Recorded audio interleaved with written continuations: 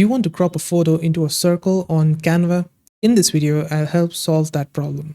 So head over to canva.com, and inside here, let's create a new design by clicking over here. This is a glow up layout. If you don't have this, it's probably going to be on the top right corner. Let's just select the create a new design.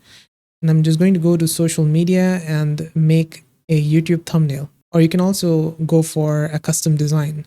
Now, once inside the project, you need to upload your image, or you can go to elements, and I'm just going to write in a mail and photos. It's going to give us a stock photo, insert it by clicking on it, and it's going to insert this photo inside our canvas. Now we need to convert this image into a circle. And on the left hand side, let's click on the elements. Inside here, you need to click on this button. It's just going to scroll it to the right side. Scroll it till you find this frames option. Click on it, and then we're going to search for round.